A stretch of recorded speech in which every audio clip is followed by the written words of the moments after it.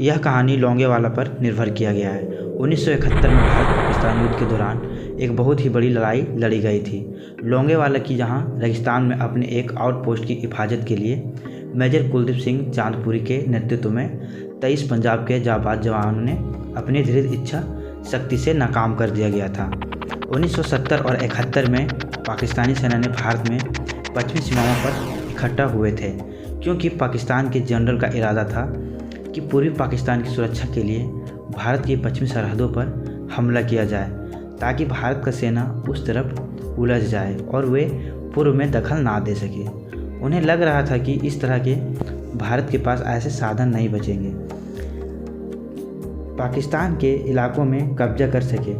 काफ़ी मुश्किलें चुनौती का सामना करना पड़ रहा था, क्योंकि पाकिस्तान टैंक जो जैसमैर जाने वाली सड़क पर था, जो आगे बढ़ती पाकिस्तानी सेना ने निशाने पर था, मगर भारत के मिलिट्री कमांड ने उसे 23 पंजाब को अल्फा कंपनी पर थे। उन्होंने लोंगेवाला पर सरहदी पोस्ट पर 1971 में भेज दिया गया था।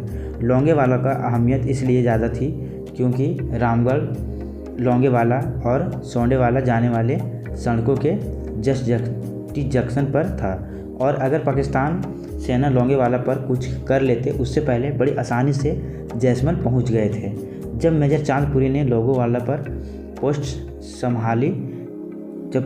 ने उन्हें पोस्ट संभाली तो उसके बाद सिर्फ 100 जवान थे और उनके पास डिप्टी थे। युवा लेफ्टिनेंट धर्मवीर जो उनके कंपनी ऑफिसर रह चुके थे।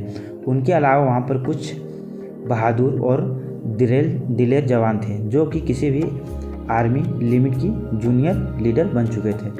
बात जहाँ तक यह हथियारों को लेकर समिनेशन की थी, तो भारतीय सेना ने इन्फेंट्री जवानों के पास हाथ में पकड़े जाने के हथियार थे, और मेजर चांदपुरी के जवानों ने पास की 2 जीप थी जिसके ऊपर एंटी टैंक गन्स की लगाई गई थी।